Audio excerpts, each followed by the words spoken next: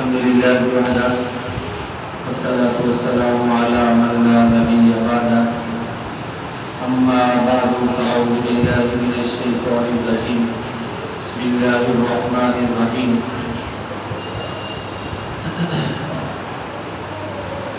يا أيها الذين آمنوا كتب عليكم الصيام كما كتب على الذين من قبلكم لعلكم تتقون اے ایمان والوں کا روزہ رکھنا اسی طرح فرض قرار دیا گیا ہے اس طرح ان لوگوں پر فرض کیا گیا تھا جو تم سے پہلے تھے تاکہ تم تقوی اختیار کرو۔ ماہ رمضان کے حوالے سے چند چیزیں اور چند کام ایسے ہیں جو ہر مسلمان کو کرنی چاہیے اور کوشش کرنی چاہیے کہ یہ جو چیزیں میں ابھی انشاءاللہ آپ کے سامنے پیش کروں گا، آپ کی خدمت میں عرض کروں گا، ان میں زیادہ سے زیادہ چیزوں کو اپنے اندر پیدا کرنے کی، بلکہ بات تو ضروری ہے ان کے بغیر عمل ہی کوئی نہیں قبول ہوگا۔ ان چیزوں کو اپنے اندر پیدا کرنے کی کوشش کرنی چاہیے، دعا بھی کرنی چاہیے، اللہ تعالیٰ ہمارے لیے آسانیاں پیدا فرمائے۔ سب سے پہلی چیز یہ ہے کہ کوئی بھی جب ہم عبادت کرتے ہیں اس میں اخلاص ہونا چاہیے، الہیت ہو، سنسیئرٹی ہو، اخلاص ہونا، کیونکہ عبادت اور نیکی کی قبولیت کے لیے اخلاص شرط ہے۔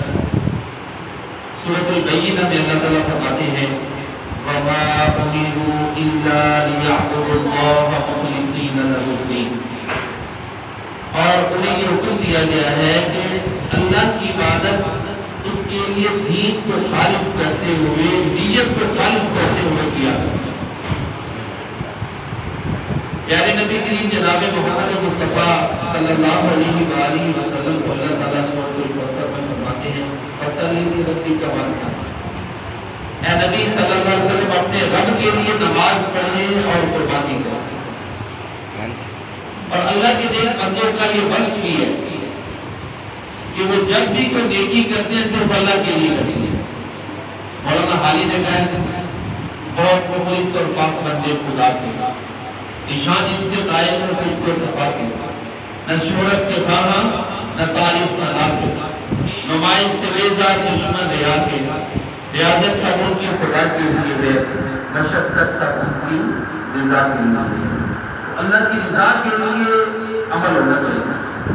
سورۃ الانعام کا آخری رکوع ہے، اس میں اللہ تعالیٰ فرماتے ہیں اے نبی صلی اللہ علیہ وآلہ وسلم آپ اعلان کر دیں قل ان صلاتی و نسکی و محیای و مماتی للہ رب العالمین، کہہ دو کہ بے شک میری نماز، میری قربانی، میرا جینا، میرا مرنا اس اللہ کے لیے ہے جو تمام جہانوں کا رب ہے۔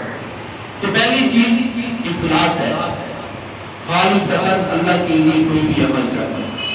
روزے رکھنے ہیں، ماہ رمضان میں نمازیں پڑھنی ہیں، صدقات و خیرات کرنی ہیں، ذکر اذکار ہے، تلاوت کلام پاک ہے، رات کو قیام رمضان، تو یہ سب چیزیں اللہ کی رضا کے لیے، یہ پہلی چیز ہے۔ دوسری چیز یہ ہے کہ شرک سے بچنا ہے۔ یہ ایک ایسا خطرناک جرم ہے جو ساری نیکیوں کو تباہ کرنے والا ہے۔ زمر میں اللہ تعالیٰ فرماتے ہیں وَلَقَدْ أُوحِيَ إِلَيْكَ وَإِلَى الَّذِينَ مِن قَبْلِكَ لَئِنْ أَشْرَكْتَ لَيَحْبَطَنَّ عَمَلُكَ وَلَتَكُونَنَّ مِنَ الْخَاسِرِينَ۔ اے نبی کریم صلی اللہ علیہ وآلہ وسلم آپ کی طرف وحی کی گئی، آپ سے پہلے لوگوں کی طرف یہ وحی کی گئی کہ اگر تم نے شرک کیا بالفرض تم نے شرک کیا، سپوز، کیونکہ نبی سے شرک کا سرزد ہونا محال ہے، ناممکن ہے۔ نبی کی سلیکشن اللہ تعالیٰ کرتے ہیں، نبی ماڈل ہوتے ہیں، لہذا ان کے کوئی نقص معاذ اللہ سوچا بھی نہیں جا سکتا، تو انہیں مخاطب کر کے ہمیں سمجھایا گیا، مجھے اور آپ کو سمجھایا گیا کہ اگر تم شرک کرو گے تو تمہارے اعمال برباد ہو جائیں گے اور خسارہ پانے والوں میں سے۔ تو دوسری چیز شرک ہے، جو بھی عمل شرک ہے اس سے اجتناب ضروری ہے، نہیں تو اعمال برباد ہو جائیں گے۔ اسی طرح تیسری چیز ہے پیارے نبی کریم صلی اللہ علیہ وآلہ وسلم کا احترام رسول ہے، اس میں کمی بیشی انسان کے اعمال کو برباد کرنا ہے۔ سورہ حجرات میں اللہ تعالیٰ فرماتے ہیں یا ایھا الذین آمنوا لا ترفعوا اصواتکم فوق صوت النبی ولا تجهروا له بالقول كجهر بعضكم لبعض ان تحبط اعمالكم وانتم لا تشعرون۔ اے ایمان والو، اپنی آوازوں کو نبی کریم صلی اللہ علیہ وآلہ وسلم کی آواز سے اونچا مت کرو، اور نہ ہی ان سے ایسے بات کرو جیسے تم آپس میں ایک دوسرے سے بات کرتے ہو۔ کہیں ایسا نہ ہو کہ تمہارے اعمال برباد ہو جائے اور وہ تمہیں پتہ بھی نہ چلے۔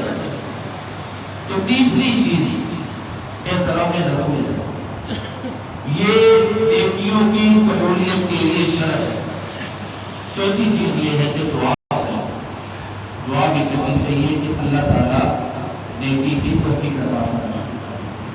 دعا مانگتے رہنا چاہیے۔ سیدنا سلیمان علیہ السلام سورہ نمل میں آتا ہے کہ جب وہ جا رہے تھے نا، وادی سے گزر رہے تھے، ان کا لشکر بھی ساتھ تھا، تو ایک چیونٹی نے اعلان کیا قالت نحلۃ یا ایھا النمل ادخلوا مساکنکم، کیا چونٹی اپنی بلوں میں گھس جاؤ، ایسا نہ ہو کہ سلیمان علیہ السلام کا لشکر تمہیں روند ڈالے اور ان کو پتہ بھی نہ چلے۔ اس کا یہ جو اعلان ہے سیدنا سلیمان علیہ السلام نے سن لیا، اور جب تک انہیں اللہ تعالیٰ نے عطا کیا تھا پرندوں کی بولیاں، یہ حشرات الارض کی بولیاں وہ سمجھ گئے۔ فتبسم ضاحکا من قولها وقال، یہ بات سن کر وہ مسکرائے اور کیا کہا؟ دعا ربی اوزعنی، اے میرے رب مجھے توفیق عطا فرما۔ دعا کرنا کس چیز کی توفیق؟ ان اشکر نعمتک التی انعمت علی، اور نعمتوں کا شکر ادا کروں جو نے میرے اوپر کی ہے، وعلی والدی، اور ان نعمتوں کا بھی شکر ادا کروں جو نے میرے والدین پر کی ہے، وان اعمل صالحا ترضاه، مجھے یہ بھی توفیق عطا فرما کہ میں وہ نیک اعمال کروں جو تجھے پسند ہے، وادخلنی برحمتک فی عبادک الصالحین، اپنی رحمت سے مجھے اپنے نیک بندوں میں شامل فرما لے۔ تو یہ چوتھی چیز ہے توفیق کی دعا کرنا کہ یا اللہ مجھے نیکی کی توفیق عطا فرما۔ نماز پڑھتے ہیں نا فرض، تو پھر ساتھ ہم کہتے ہیں دعا کرتے ہیں اللہم اعنی علی ذکرک و شکرک و حسن عبادتک، ربی کی بھی عبادت ہے، ربی اعنی علی ذکرک و شکرک و حسن عبادتک، اے میرے اللہم، اے اللہ اعنی میری مدد فرما علی ذکرک کہ میں تیرا ذکر کر سکوں، و شکرک تیرا شکر کر سکوں، حسن عبادتی کا اور تیری اچھی عبادت کر سکوں۔ تو یہ چیز کہ عبادت کی توفیق بھی کرے، یہ نہیں ہے کہ جی اوپر کانفیڈنس آجر اپنا روزے رکھیں گے کیا کریں، اگلے لمحے کو پتہ کہ کیا حالات ہوں۔ وما تدری نفس ماذا تکسب غدا، کسی کو کوئی پتہ نہیں کہ کل اس نے کیا کرنا ہے، اگلے لمحے کیا ہو جانا ہے کوئی پتہ نہیں۔ تو لہذا نیکی کی توفیق مانگنا، سوال کرنا، یہی سورہ الاحقاف میں موجود ہے کہ اللہ فرماتے ہیں ہم نے انسان کو وصیت کی ہے کہ والدین اپنے والدین کے ساتھ اچھا سلوک کرے، اس کی ماں اس کو بڑی مصیبتیں جھیل کے جنم دیتی ہے، پھر اللہ تعالیٰ فرماتے ہیں جب 40 سال کی عمر پر پہنچ جاتا ہے تو پھر دعائیں کرتا ہے۔ وہی الفاظ ہیں، تھوڑا سا صرف فرق ہے، ربی اوزعنی ان اشکر نعمتک التی انعمت علی وعلی والدی وان اعمل صالحا ترضاه واصلح لی فی ذریتی انی تبت الیک وانی من المسلمین۔ یا اللہ مجھے توفیق دے اور نعمتوں کا شکر ادا کروں جو تو نے میرے اوپر اور میرے والدین پر کی ہے، مجھے توفیق دے کہ میں وہ نیک اعمال کروں جن کو تو پسند کرتا ہے، میری اولاد میں اصلاح فرما دے، میرے لیے میری اولاد کو درست فرما دے۔ یہ اللہ کی مرضی ہے، زندوں سے مردہ اور مردوں سے زندہ پیدا کر دے۔ نور نبی دیکھے نا، بیوی بھی نہیں مان گئی، بیٹا بھی نہیں مان گیا، لیکن تبلیغ نہیں چھوڑی۔ معاشرے میں آپ دیکھیں نا، ایک بندے کے گھر والے نہیں مانتے، بچے نہیں اس کی بات مانتے، تو باہر والے لوگ کو نہیں مانے۔ نبی کی دعوت کو بیوی نے نہیں مانا، بچے نے نہیں مانا، لیکن دعوت نہیں چھوڑی۔ نوح علیہ السلام نے دعوت دینا نہیں چھوڑی۔ تو یہ دعا کرے اصلح لی فی ذریتی کہ یا اللہ میری اولاد کو بھی نیک بنا، کہ ٹھیک ہے تربیت یہ جتنے بھی ہم اہتمام کرتے ہیں یہ سارے رب کی رحمت کے محتاج ہیں. تربیت کی محنتیں یہ کاوشیں اسی وقت کارگر اور مفید ہوتی ہیں جب رب کی رحمت شامل ہو. انی تبت الیک و انی من المسلمین. یا اللہ میں تیری طرف رجوع کرتا ہوں، میں تیرا فرما پڑتا ہوں. پھر اللہ فرماتے ہیں یہ وہ لوگ ہیں اولئک الذین نتقبل عنہم احسن ما عملوا. انہوں نے جو اچھے اعمال کیے ہم سارے قبول کرتے ہیں. قبولیت اعمال کا سرٹیفکیٹ مل جاتا ہے. وَنَتَجَاوَزُ عَنْ سَيِّئَاتِهِمْ فِي أَصْحَابِ الْجَنَّةِ. ان کی برائیوں سے ہم درگزر کرتے ہیں. اللہ فرماتے ہیں یہ جنتی لوگ. ایک اور چیز کسی زمن میں جہاں یہ نیکی کی توفیق مانگی ہے کہ یا اللہ روزہ رکھنے کی توفیق عطا فرما، قیام کی توفیق عطا فرما، بدی سے بچنے کی طاقت ہمت عطا فرما. یہ دعا بھی کرنی ہے اپنے لیے، اپنی اولاد کے لیے. پھر ہر عمل سنت کے مطابق ہو، پھر ویلیو ہے. اگر سنت کے مطابق نہیں ہے تو کوئی ویلیو نہیں. اللہ کے نبی کا فرمان ہے ہر وہ عمل جو ہمارے طریقے کے مطابق نہیں وہ مردود ہے. تو طریقہ رسول اور سنت رسول اس کے مطابق عمل کا ہونا ضروری ہے. جتنا مرضی اچھا عمل ہو اگر وہ پیارے نبی کریم صلی اللہ علیہ وسلم کے مطابق نہیں تو اس کی کوئی ویلیو نہیں. اب دیکھنا عید کی نمازیں، چھوٹی عید کی نماز ہے یعنی عید الفطر اور عید الاضحیٰ، ان سے پہلے نہ اذان ہے نہ تکبیر ہے. کیوں جی؟ نہ اذان مسلمان ہم پڑھتے ہیں نہ تکبیر پڑھتے ہیں. اذان اور تکبیر کتنے بڑے عمل ہیں لیکن نہیں پڑھتے. کیوں؟ کہ ہمارے پیارے نبی صلی اللہ علیہ وسلم نے نہیں پڑھتے، ہم نہیں پڑھتے. تو یہ ہے نا سنت کی برکات. سنت کے مطابق عمل کرنا ہے، اپنی عقل سے بڑھانا نہیں ہے. اگر فلاں چیز بھی بڑھا لے بڑی اچھی ہے، فلاں کو ایسے کر لے، فلاں کو ایسے کر لے، یہ تو معاملہ ہی بڑا خطرناک ہے. جو لوگ ملازمت میں شریک کرا بتا عادت اوبے کرنا ہوتا ہے اس میں کبھی بھی ذرا بھی نہیں کر سکتے آپ. تو آرڈر ہے اللہ کا کہ ہر عمل تم نے میرے نبی کی سنت کے مطابق کرنا ہے. بس آرڈر اللہ کے نبی نے واضح کہہ دیا کہ جس نے من عمل عملا لیس علیہ امرنا فہو رد. جس نے جو کوئی بھی عمل کیا اگر وہ ہمارے طریقے کے مطابق نہیں تو مردود ہے. اتنے سخت الفاظ آپ نے فرمائے. نبی رحمت للعالمین اتنی نرمی مخلوق کے لیے رکھتے لیکن یہاں پہ اتنے سخت الفاظ آپ نے فرمائے. تو لہٰذا سنت پر اتفاق کرنا سادہ سا بات ہو رہا ہے. کوئی بھی عمل کرنا ہے پیارے نبی کریم صلی اللہ علیہ وآلہ وسلم کی سنت کے مطابق ہونا چاہیے.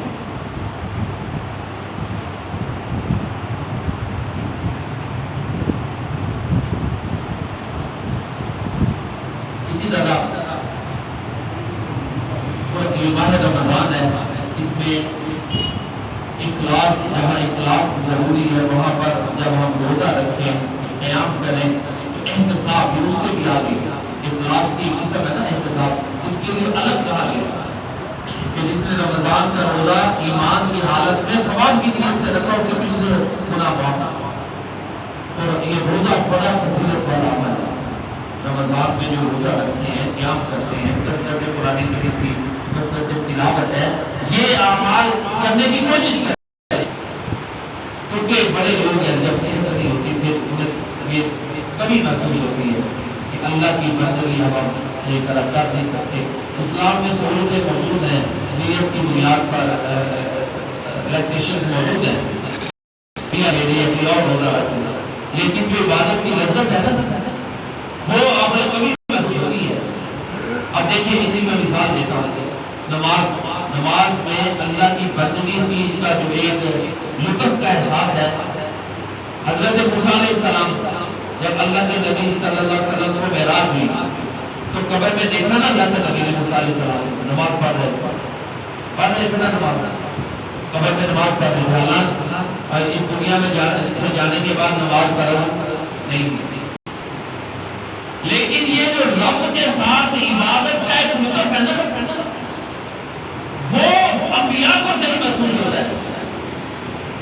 پیارے نبی کریم صلی اللہ علیہ وسلم ایک ایک رکعت میں سورہ بقرہ پڑھتے تھے. سورہ بقرہ اتنا قیام کرتے پھر رکوع بھی اتنا لمبا کرتے سجدہ بھی اتنا لمبا ہوتا. وہ جو کیفیت ہے اخلاص کی اور ایک لطف کی جو انبیاء ہی محسوس کرتے ہیں. تو لہذا عبادت جو ہے اس کو بوجھ نہ سمجھے, یہ اللہ کی توفیق سے کرے. اور روزہ اور قرآن یہ دونوں بڑی عظیم عبادتیں ہیں. اللہ کے نبی کا فرمان ہے الصیام والقرآن والقرآن یشفعان, قرآن دونوں سفارش کریں. روزہ کرے گا کہ یا اللہ میں نے اس کو سارا دن بھوکا کیسا رکھا, اس کے روزہ دار کے حق میں میری سفارش قبول فرما. ایک روزہ دار کا ایک اعزاز یہ بھی ہے, ایک خاص دروازہ ہے باب الریان, جس سے صرف روزہ دار داخل ہوں گے, اس سے اس کو داخلہ ملے گا, انٹرنس ملے گا, اس کے لیے خاص عزت. روزہ بھی سفارشی ہے, قرآن کریم بھی سفارش کرے گا, لیکن وہاں پر ایک جنت کو بھی بیان کی ہے جو ہمارے اندر بڑی کوتاہی ہے. ہم آپ سے بھی اللہ تعالیٰ ہمیں کوتاہی دور کرنے کی توفیق عطا فرمائے. وہ یہ ہے کہ قرآن کہے گا کہ یا اللہ میں نے اس کو راتوں کو بیدار رکھا, یہ قرآن کہے گا. ہم تو بس فرض نمازیں پڑھنے تو بڑا سمجھ میں ہو گیا تھا.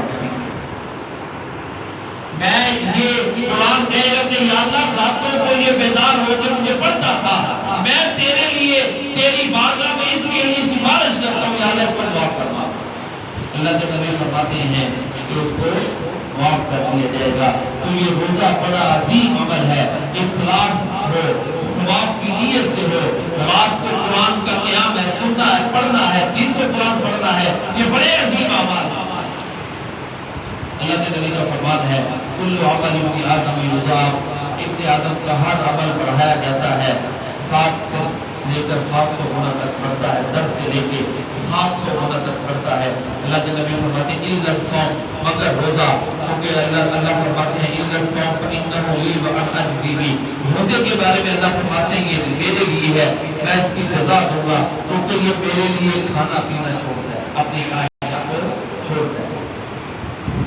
روزہ دار کی خوشبو اللہ کے ہاں خوشبوئی سے زیادہ بہتر ہے. اللہ کے نبی نے فرمایا روزہ دار کے لیے 2 خوشیاں ہیں, ایک اس وقت جب روزہ افطار کرتا ہے, اور اس وقت اس کو خوشی حاصل ہوگی جب اپنے رب سے ملے گا اور اس کی توقع سے بلکہ بڑھ کے اجر ملے گا, تو پھر اس کی خوشی کی انتہا نہیں ہوگی. کیونکہ ایک بندے نے اندازہ لگایا تھا کہ اتنا کو ثواب مل جائے, تو اندازے سے جب زیادہ اس کو ملے تو خوشی کی انتہا نہیں رہتی. تو پھر یہ روزہ دار کی فضیلت ہے, عظمت ہے. روزہ دار ہے جو انسان کو دولت سے بچاتا ہے. کثرت ذکر کرے, کوشش کرے کہ ماہ رمضان میں زیادہ سے زیادہ ذکر کرے, مسنون اذکار کا اہتمام کرے. یہ عزم کرنا چاہیے نا, کمیاں ہوتی ہیں عام حالات میں, ہم کمیاں کرتے ہیں, ذکر اذکار میں سستی ہو گئی, کبھی دوسرے اعمال میں سستی ہو گئی. تو یہ ماہ رمضان میں اپنے اندر بہتری لانے کی ایک سوچ ہے. سونے کے اذکار ہے, جاگنے کے اذکار, زیادہ سے زیادہ ذکر کریں, کیونکہ ذکر کرنے والا ایسی ہے جیسے زندہ ہے, اور نہ کرنے والا ایسے جیسے مردہ ہے. ایک صحابی اللہ کے رسول صلی اللہ علیہ وسلم کی خدمت میں حاضر ہوئے, کہنے لگے اللہ کے نبی دین کے مسائل بہت ہو گئے ہیں, ایک چیز بتائیں اس پر میں عمل کروں. تو آپ نے فرمایا تیری زبان ہمیشہ اللہ کے ذکر سے رہنی چاہیے. ایک حدیث میں آتا ہے, اللہ کے نبی فرماتے ہیں, حدیث قدسی ہے, اللہ تعالیٰ فرماتے ہیں کہ میں بندے کے ساتھ ہوتا ہوں جب تک اس کے ہونٹ میرے, اور میرا بندہ جیسا میرے بارے میں گمان کرتا ہے وہ ویسا ہی ہوتا ہے, اور جب تک میرے ذکر کے ساتھ اس کے ہونٹ ہلتے ہیں میں اس کے ساتھ. آپ دیکھیں کوئی بھی مشکل مسئلہ آیا ہے, اللہ کے نبی صلی اللہ علیہ وسلم قرآن پڑھتے, وہ سراقہ جب آیا قریب آ گیا تھا, جب ہجرت کر رہے تھے آپ قرآن پڑھتے جا رہے ہیں. ابو بکر صدیق رضی اللہ تعالیٰ عنہ پریشان ہوئے, لیکن اللہ کے نبی قرآن پڑھتے جا رہے ہیں. ابو لہب کی بیوی آگے جب سورۃ لہب نازل ہوئی, آپ قرآن پڑھتے جا رہے ہیں, اور قرآن اللہ فرماتے ہیں سورہ بنی اسرائیل میں وَإِذَا قَرَأْتَ الْقُرْآنَ جَعَلْنَا بَيْنَكَ وَبَيْنَ الَّذِينَ لَا يُؤْمِنُونَ بِالْآخِرَةِ حِجَابًا مَسْتُورًا. اے نبی جب آپ قرآن پڑھتے ہیں تو ہم آپ کے درمیان اور ان لوگوں کے درمیان جو ایماندار نہیں, ایک پردہ حائل کر دیتے ہیں. قرآن ایک بہت بڑی پروٹیکشن ہے, تحفظ ہے. جب اللہ کے نبی صلی اللہ علیہ وآلہ وسلم ہجرت کے موقع پر گھر سے نکلے اس وقت بھی قرآن پڑھ رہے تھے، تو قرآن کریم کی کثرت سے تلاوت، ذکر کثرت سے کرتا ہے، قرآن کثرت سے پڑھتا ہے، دلوں کا زنگ دور ہوتا ہے۔ اور ایک روایت میں یہ بھی آتا ہے کہ جو سب سے پاک عمل ہے، جو اللہ کو سب سے پیارا ہے، جو درجات میں بلندی کا سبب ہے، اللہ کی راہ میں سونے چاندی خرچ کرنے سے زیادہ بہتر ہے، وہ یہ ذکر ہے۔ اس میں آپ مشروط اذکار پڑھ سکتے ہیں، قرآن کریم کے جو حصے تلاوت کر سکتے ہیں۔ پھر اسی طرح گناہوں کی معافی مانگنا، توبہ استغفار، یہ بھی ماہ رمضان میں کرنی چاہیے۔ حدیث میں آتا ہے کہ جب رمضان کی پہلی رات ہوتی ہے تو اعلان کرنے والا اعلان کرتا ہے، یا باغی الخیر اقبل یا باغی الشر اقصر، اے بھلائی کی تلاش میں رہنے والے بھلائی کی تلاش میں اور آگے بڑھ جا، اور اسی طرح اے برائی میں مگن رہنے والے اب تو باز آ جا، کیونکہ اللہ کی جنت کے دروازے کھول دیے جاتے ہیں، دوزخ کے دروازے بند کر دیے جاتے ہیں۔ اللہ کے نبی فرماتے ہیں اور پھر اللہ تعالیٰ ہر رات لوگوں کو دوزخ کی آگ سے آزاد کرتا ہے۔ وَلِلَّهِ يُتَقَاءُ مِنَ النَّارِ وَذَلِكَ كُلَّ لَيْلَةٍ، ہر رات لیلۃ البرات ہے، دوزخ سے نجات کی رات ہے۔ تو توبہ استغفار کرے کہ اللہ تعالیٰ مجھے اور آپ کو لوگوں میں شامل فرمائے جن کو دوزخ سے نجات ملتی ہے۔ آمین۔ تو یہ ماہ رمضان میں چند چیزیں تھیں جو کرنی ضروری ہیں۔ توبہ استغفار، اللہ کے نبی فرماتے ہیں التائب من الذنب کمن لا ذنب لہ، گناہ سے توبہ کرنے والا ایسی ہے جیسے اس نے گناہ کی ہے نہیں۔ ایک اور حدیث میں آتا ہے، آپ فرماتے ہیں کہ اس ذات کی قسم جس کے ہاتھ میں میری جان ہے، اگر تم گناہ نہ کرو تو اللہ ایسی مخلوق لے آئے جو گناہ کرے اور اللہ کی بارگاہ میں توبہ کرے اور اللہ اس کو معاف کرے۔ ایک روایت میں آتا ہے آدم کا ہر بیٹا خطا کار ہے اور بہترین خطا کار توبہ کرنے والے ہیں۔ یہاں سے یہ بھی پتہ چلا کہ کوئی بھی بندہ پرفیکٹ نہیں ہے، اس میں کوتاہیاں ہیں، غلطیاں ہیں۔ اگر کوئی بندہ یہ سمجھے کہ میں نے پرفیکٹ شخص کو ہی جو ہے وہ چنا ہے اور اس کے ساتھ ہی رہنا ہے، کوئی خامیوں سے مجھے ملے تو یہ ناممکن ہے۔ رشتہ دار ہیں، بہن بھائی ہیں، بیوی بچے ہیں، محلے دار ہیں، جو جماعتی احباب ہیں، ہر ایک میں کمیاں کوتاہیاں ہیں۔ تو کمیوں کوتاہیوں کے باوجود ایک دوسرے کو اپنانا ہے، کیونکہ اللہ کے نبی نے فرمایا اب آدم کا ہر بیٹا خطا کار ہے، بھول چوک ہوتی رہتی ہے۔ تو بہترین خطا کار وہ ہے جو اللہ کی بارگاہ میں توبہ کرتے ہیں۔ مطلب تھوڑا آپ کی ایک باتیں اور نیک عمل کریں تو ساتھ قبولیت کی دعا، یہ بھی ضروری ہے۔ جہاں کرنی ہے نا وہاں نیکی کی قبولی دعا کرنی ہے۔ جو نیکی نہیں کر سکتے ان کو حقیق نہیں سمجھتے، خود نیکی کرنے پر اللہ کا شکر ادا کرتا ہے۔ حضرت ابراہیم علیہ السلام اور اسماعیل علیہ السلام خانہ کعبہ تعمیر کیا، نبی سے زیادہ اخلاص کسی میں نہیں ہو سکتا۔ تو خانہ کعبہ تعمیر کرنے کے ساتھ کیا فرماتے ہیں؟ ربنا تقبل منا انک انت السمیع العلیم، اے ہمارے رب یہ عبادت یہ عمل قبول فرما، تو سننے والا جاننے والا۔ تو ساتھ قبولیت کی دعائیں کریں۔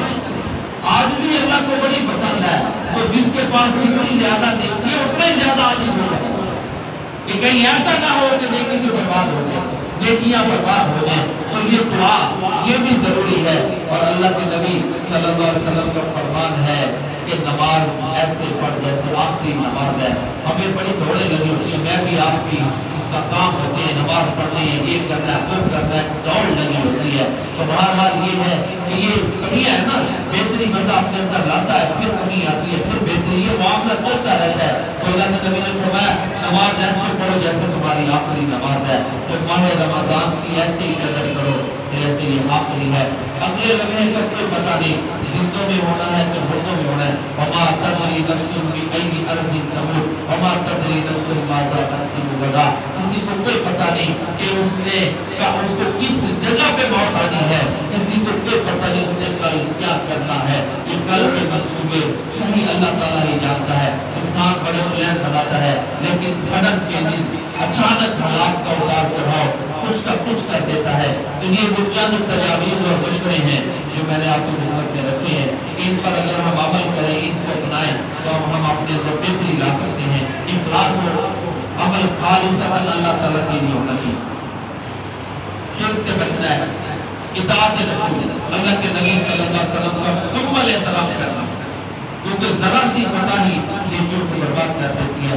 سنت کے مطابق عمل کرنے، توفیق مانگنی، نیکی کی اللہ تعالیٰ سے توفیق مانگنی ہے. روزہ رکھنا ہے، قیام کرنا ہے، قرآن کریم کی تلاوت کرنی ہے، کثرت ذکر کرنا ہے، صدقات و خیرات کرنے ہیں، توبہ و استغفار کرنی ہے. یہ اعمال ساتھ ہی قبولیت کی دعا بھی کرنی ہے. اور یہ اللہ نے جو مجھے موقع دیا ہے یہ غنیمت ہے، میں اس سے فائدہ اٹھا لوں. جو میں نے میرا خلاف کو سنا، اللہ تعالیٰ کی بارگاہ میں قبول فرمائے. دعا کرتا ہوں.